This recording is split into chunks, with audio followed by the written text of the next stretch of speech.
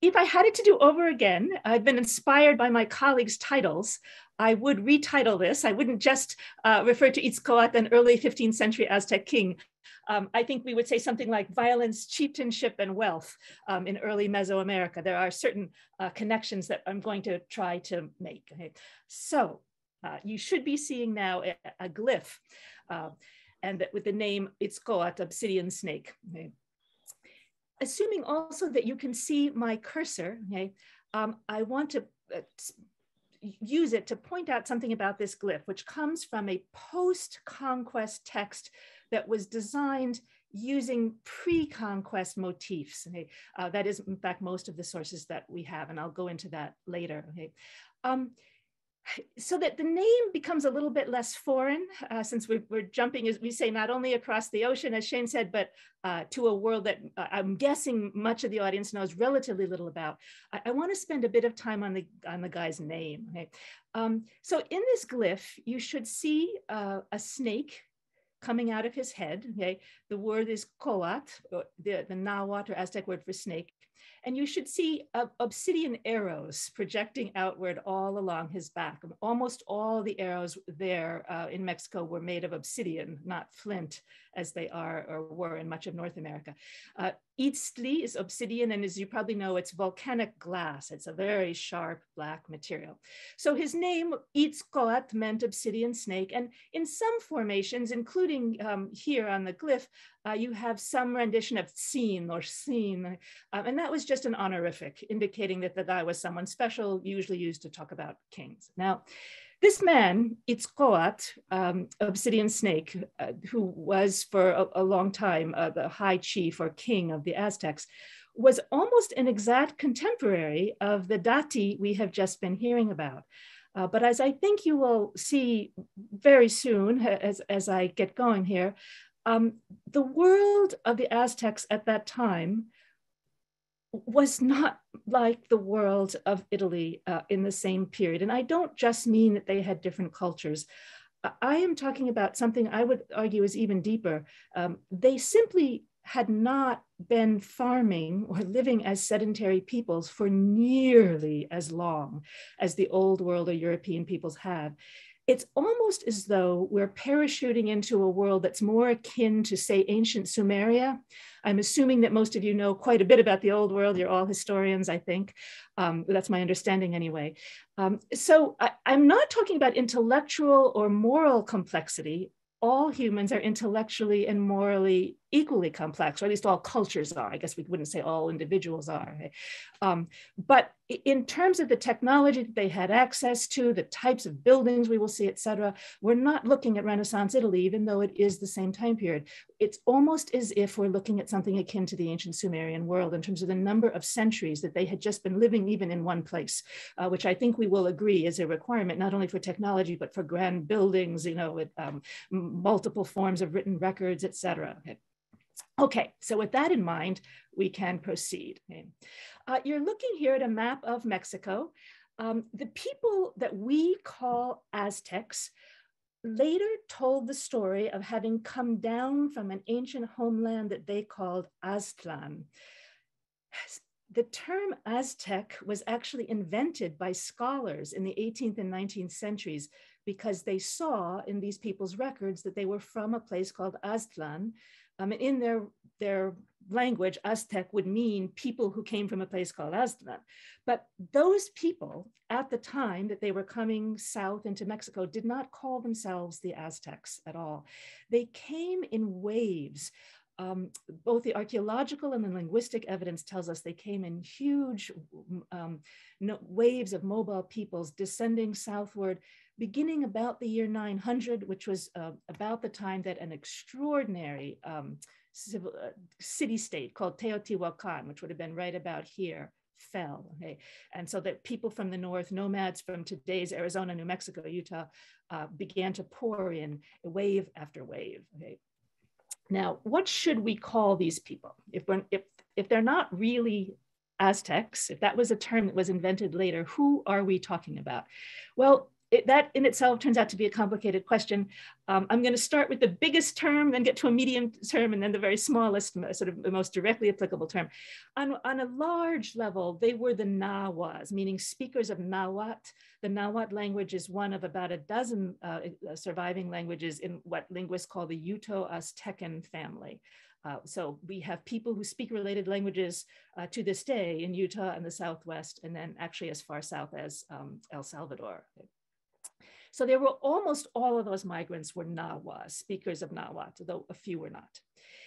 The last group to arrive were the Mexica, as they called themselves. And that's probably as close to the word Aztec as we tend to mean, although sometimes when we say Aztec, we're talking about everybody who lived in Mexico at the time. But most often we're talking about the Mexica, the last culture group to arrive. Okay? Or we could talk about the Tenochca, the people who lived in Tenochtitlan, which was the city where Mexico City is today, that they founded in the 1300s. So sometimes you'll hear people talk about the Tenochca, and by that they mean the Aztecs. But again, as I said, sometimes when people say the Aztecs, they're really talking about a much larger group of people. So you may be wondering then, why does she say Aztec? Should we say Aztecs at all? I do use it. I use it all the time. Not when I'm speaking to other scholars of Nahuatl speaking peoples, then we are more precise. But my sense is it's easiest for everyone, probably including today, if we just agree that we're okay with the term Aztec. I just wanted to make sure though that I wasn't misleading anyone. Now, how do we know anything about them? Much of what you know or think you know, if you have a sort of typical level of historical knowledge, sort of that you got from textbooks or the introductions to survey courses years ago in your courses, much of that comes from archaeological remains. And most of the digs that have been done have focused on the religious temple complexes, which especially towards the end of the colonial era, did revolve, the end of the pre-colonial era, did revolve around human sacrifice. So we have tended over the years to draw our conclusions about the Aztecs from archaeological remains that come from a specific aspect of their lives in a specific time in their history, when there were in fact a large number of human sacrifices going on. We also have sometimes traditionally broadened or deepened our understanding of the archaeological remains by looking at what the Spaniards said in the 1500s. They wrote a great deal. And sometimes they even wrote after having talked to indigenous peoples. And those sources tend to be the trickiest because they say, well, you know, my friend the Indian said, or even this was really written by an Indian, but I, the friar, will kind of edit it for him. Okay, so there are some claims to real, quote, authenticity, but in fact, the vast majority of the sources, the written sources that we have tended to use, have been either by Spaniards or edited by Spaniards. And there's no question that the majority of them were constructed consciously or unconsciously to frame the Spanish conquest as a good thing and to vilify and belittle the Aztec culture as it existed before. Now, some people, some scholars in the past, including hopefully in some of the coursework you have done, have moved beyond these two sources to pictorial codices. And again, since most of you, I think, are probably old world historians, I should just mention that to Mesoamericanists, the word codex just means a book by with indigenous content or by indigenous people that has pictures. So for us, that's what it means. And those pictorial codices also mostly come from after the conquest. 19 pre-conquest books survive. There were hundreds, but they were burnt under pressure from the Spaniards. So the vast majority of these pictorial codices are sort of two-dimensional drawings done by people who were trying to learn the lessons that their Spanish friar teachers were giving them about how they should draw. A few of them are traditional glyphs, and I showed you one for Itzcoatl's name at the start. What I have done though, and a few others like me, is work more with Nahuatl language histories. They had a genre that stretched back several hundred years called the Xupohuali, literally means the year count or the yearly account, in which a calendar glyph system would be accompanied by other glyphs that were mnemonic devices designed to elicit a recitation of history. And when the friars came, and taught the Roman alphabet, many of these oral performances were written down, and very little has been done with those sources until quite recently. Scholars started to look a little bit at Nahuatl in the 18th century and a bit more in the 19th century. It didn't really get going, though, until the late 20th century. And then scholars tended to prefer the sources that were written hand in hand with friars or even by friars, because they're so much easier to understand. And I don't mean just linguistically, I mean culturally. So some of them were written in Nahuatl, but in answer to Spanish questions. These Xupohuali were written by Nahuatl speaking peoples for their own posterity. The Spaniards didn't even know they were being produced. And it makes a real difference in terms of what they say. And it makes them harder to understand because they weren't written with Western notions or expectations in mind. Okay. Just to kind of bring home the point of what these sources are, because I find often there's some real misunderstanding about it and I kind of lose half my audience if I'm not cautious. This is a quick sketch or drawing in black ink of a more complex Xupohuali that someone was looking at in the colonial era. So you see, again, following my cursor, you see here the year, 1 flint, 2 house, 3 rabbit, and 4 reed. And then next to the year 3 rabbit, you see various glyphs that tell us what that historian was supposed to talk about. People set out in the year 3 reed, or 4 reed, sorry, and were traveling all through a number of years until finally they came to the year 8 reed, many years later, okay? And they're still traveling, you see the footprints.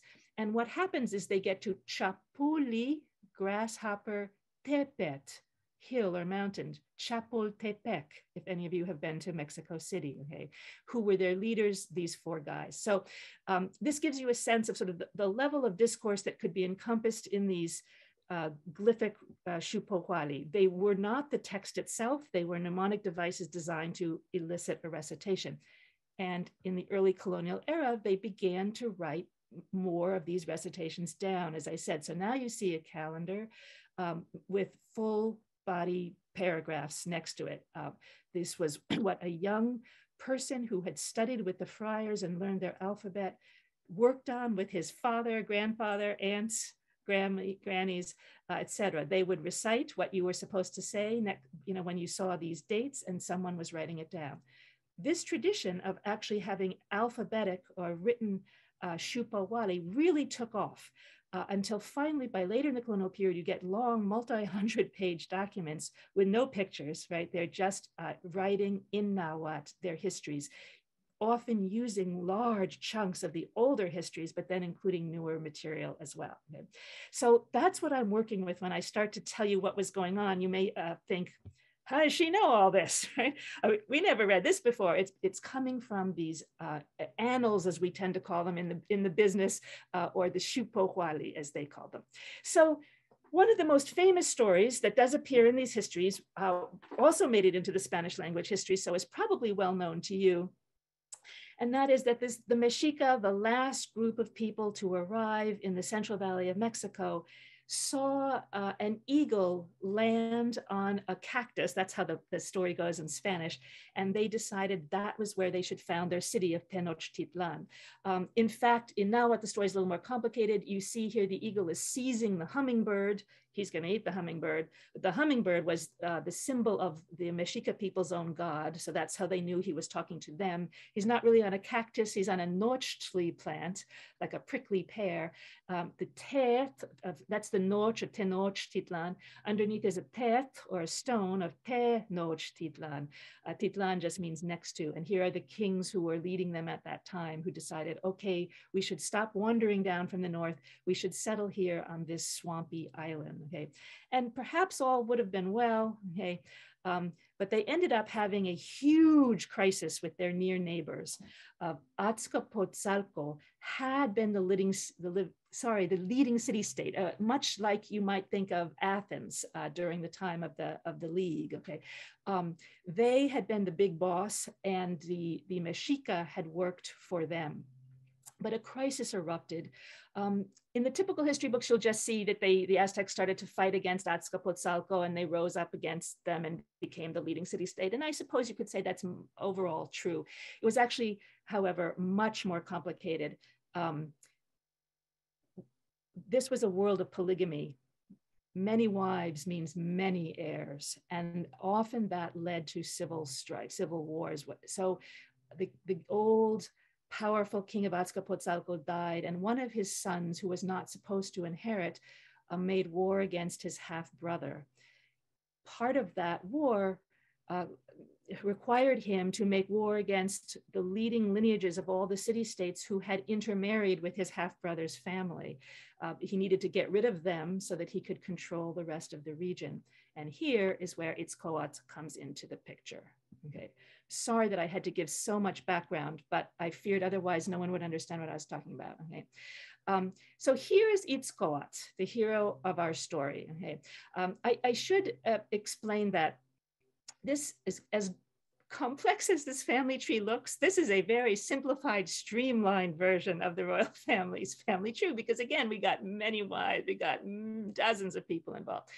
But Itzcoatl's father, Camapichli, who was the king, okay, expected that the son, okay, of his leading lady would inherit, okay, and that actually did happen. And after Huitzilihuitl, his son, Chimalpopoca, took over. Okay?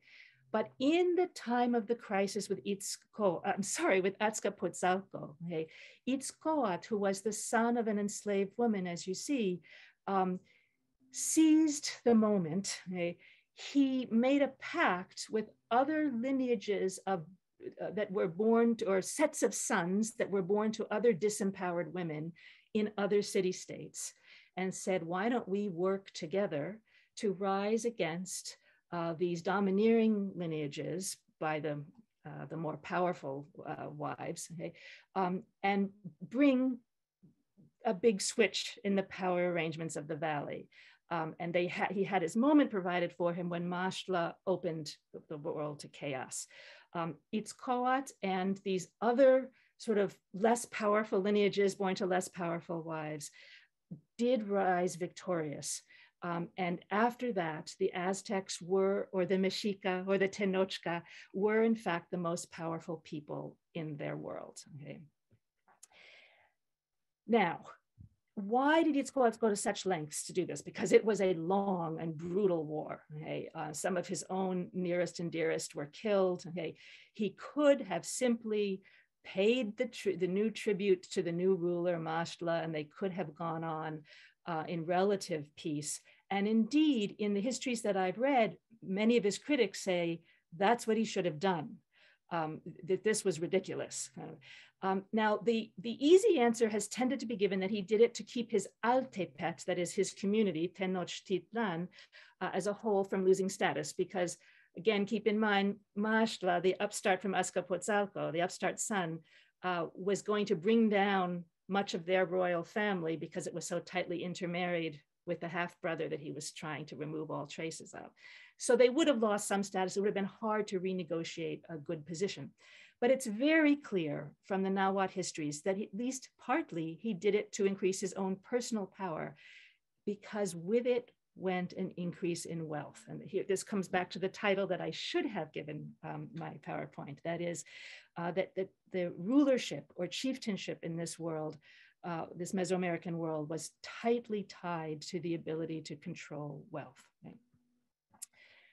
Wars, I mean, backing up a bit, but in a way it's sort of it's a separate but related point. Wars were fought over resources. My guess would be that you may well have been taught that in the Aztec or Mesoamerican world, wars were fought in order to gain prisoners who could then be fed to the gods, because people believed that if they did not feed hundreds of people a year to the gods, the world would end. Now, there's no question that some priests believed that, and I'm sure that some segment of the population believed it too. Just as in any culture, some percent of the people, and it varies, really do what they do purely because they believe that is what God or the gods want them to do. But I find no more evidence in this culture than in any other that everybody acted all of the time out of sort of a dutiful sense of what the gods told them to do. In fact, the histories, the Shupohuali, talk all about their actions in terms of politics, in terms of realpolitik, in terms of power. Prisoners were taken in wars between these altepets, between these city-states. The wars were fought over resources. The prisoners were then taken because they did not believe in killing everybody. That only happened in the most extreme of circumstances. Okay? Prisoners were taken as collateral damage. At first, by first I mean sort of a couple hundred years before the conquest, a few were sacrificed. This seems to have been universal among Native American cultures, or almost universal, that a handful of prisoners would be sacrificed after a war. And it was almost, it was an honor. If they did not cry out, it was assumed that this was sort of their last. They were able to, these people who had lost the war were able to make a statement at the very end saying they were still the bravest of the brave. In a way, it allowed them some honor. But the vast majority of prisoners were enslaved. They were not sacrificed. Later, as I will go over at the very end of the Aztec period of history, far more people were sacrificed. And by then, the possibility of being taken prisoner or having your own large numbers of your people taken prisoner did serve as a deterrent to war. So I'm not saying that the prisoners of war were unrelated to political events. The fear of becoming a prisoner of war could cause people to decide not to fight, for instance. All I'm saying is that the Nahuatl language histories give us no reason to think that these wars were usually fought in order to gain prisoners. Okay, so when I say that wars were fought over resources, I do not just mean land for farming and water to drink, as one might first think, although that was relevant. More, I am talking, though, about human resources. Amongst the human resources were these enslaved people that I have talked about. They were taken from the battlefield in collars tied to long poles like this. But you must not imagine anything remotely resembling the chattel slavery that would come later with European colonization. Okay? The vast majority of the enslaved people were women, and the vast majority of them became, we don't have the right word in English, they weren't legally wives. If I say concubines, though, one imagines, sort of horrible sexual stereotypes. Why don't I say informal wives, okay, or unofficial wives, who, although enslaved themselves, were generally not treated horrifically, and their children were free and could sometimes even inherit. Now, I'm not trying to say they were therefore blissfully happy. One of the songs that I've translated is in the voice of such a woman, and she veers wildly between trying to make her peace with her new life and saying, I wish I had just died.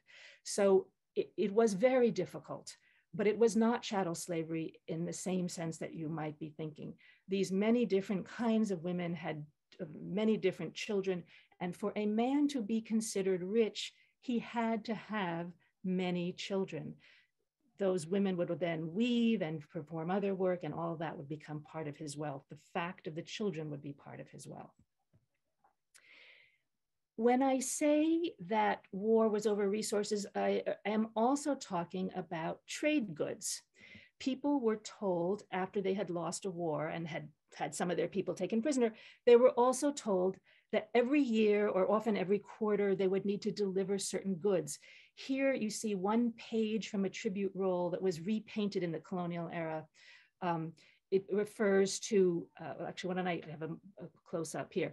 It refers to beehives, to shields made of feathers, to war costumes, okay, to plants, potted plants that would, almost certainly maguey plants that would be then become part of the victor's crops, okay.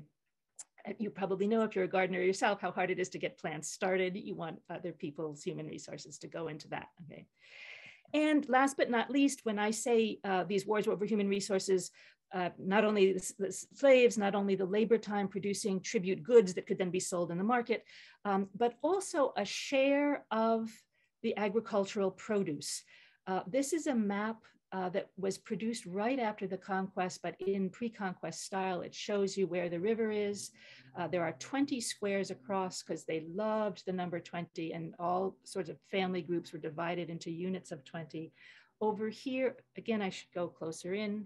Over here, you see references to chiefs. This guy is sitting on a reed mat. Oh, I forgot to tell you, Itzcoatl in the initial glyph was sitting on a reed mat. That's how we know he's a king. Okay. So we see the chief, we see a count in terms of how much tribute is owed.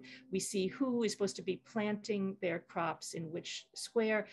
Art historians have not been able to figure out more than that. That is, we can't tell you which chief, which king, which people, exactly how much or how many, because without alphabetic writing that gives you full paragraph sentences, or full sentence paragraphs, it's very hard to tell what's going on. But it does tell us that they carefully mapped out who was to grow what, where in any community. And this could be and was edited or amended after your people lost a battle or lost a war. Now they would edit this and say, okay, this share of the 20 squares must be given over to the new overlords, or this one here must be given to the people who came with the overlords and helped them conquer, etc. Okay. So these are the kinds of resources I'm talking about when I say war was about this. Not only do we know it from the annals, but even from colonial documents. This is transcribed from a Nahuatl, in effect, a court case, a statement that it wasn't really a court case, but I'm almost sure it was prepared for a court case in the 1560s. The guy is going on and on about how can you, the current owners, heirs of this land, say that part of it isn't mine? I mean, after all, our grandfather divided it up in fair, even squares. And he was even sharing it with half brothers who didn't have the same mother. And now you, who had the same mother as my great grandfather, are telling me you're going to take this from me. And I put in white the word Cali in case I have any Aztec history buffs out there who've actually dabbled in Nahuatl and will recognize that word. It means household. So he's arguing about the household and the associated lands. And they're talking still about divisions that were made after a war, divisions of these resources that were made after a war before the conquest. Okay? And there's plenty other such records. Okay, now the family. I'm going back on purpose to the old family tree. It shows us something very interesting. Itzcoatl, whom we know from the histories became an extremely wealthy man after he became high chief in this period when the Aztecs were on the rise. It shows that he was actually willing to give up direct political power for his heirs if they could continue to maintain some of the resources, the tribute collections, the share of the agricultural produce. If you look here, I have put in bold those who ruled. So after Itzcoatl, you might have thought that his leading son by his leading lady would rule Tezozomoc, but no. He allowed, with his dying breath, he agreed with what the majority of the nobles wanted, which is that power should pass back to Huitzilihuit's son, okay, instead of to his. He did strike a deal. He asked that one of Tezozomoc's sons, who had married one of Montezuma's daughters, okay, that their child rule after Montezuma, so that in effect, his grandson would ultimately rule. This Ashayakat, if you see, is braiding together the two lines. One family line is blue, one family line is yellow. Blue and yellow together make green, okay? And indeed, that is what they did. And then they later braided other strands together. If you could, this doesn't go on into the colonial era, but in fact, the green and the yellow were braided together later by such a marriage. So Itzcoatl, helped to get started or to solidify, because it had been heard of before, a pattern of a leading political chieftain being willing to give up actual governing power to a rival lineage's son, in the hopes that a grandchild would rule. But more importantly, there are other examples of this guy. Itzcoatl did the same thing. His progeny never ruled, but boy, they were rich. Okay, the deal was, we will not continue to rule. We'll share political power. Okay, but you will let us keep on collecting the share of agricultural produce or tribute goods that we have been able to collect in the past. Okay? And this actually made me think, sort of jarring or interesting, I guess, struck me in the last presentation. I believe I'm quoting that office holding helped to moderate swings in merchant activity. I would argue that almost the inverse was happening here. Okay? That merchant activity helped to stabilize, or sort of a profit motive, shall I say, perhaps not directly merchant activity, helped to stabilize political swings. Let us not fight with each other. Let's just switch, alternate in political power so that we can all remain wealthy. Because as we know, our monopoly of violence as Aztecs allows us to monopolize tribute and other forms of resource. Okay. Now, very quickly, because we need to wrap it up, after Itzcoatl died, his great-great-grandson participated, and his colleagues, I don't mean to blame one man, participated in increasing drastically the number of sacrifice victims. Here you see at Tzompantli, a huge Tzompantli was recently dug up in Mexico City. It now looks like over the course of the, if it isn't obvious, I should say, a Tzompantli is a skull rack. You're seeing skulls embedded there. I should have said that in case people aren't making it out. It now looks, from this latest discovery, which we think is the sort of mother lode skull rack as it matches descriptions that we had. It looks like over the 100 years in which they had enough power to sacrifice their enemies after a war, that possibly as many as 2,000 humans were sacrificed, maybe 1,500. If you divide that, over 100 years, that's just a handful per year. Right? What would that be? I guess 20. I don't really think it was 20 a year, though. My guess would be it was probably 2 or 3 in the first year and many dozens by the end. That's both the archaeological record and the political record would seem to indicate as such. So yes, they did it. Yes, they are guilty of the crimes of which we have them accused in the books, but it was a power play. In one of the histories, it actually said, we used to take people from the surrounding regions that we wished to conquer, bring a handful of their young men in to see the worst of the sacrifices, and then tell them to go home.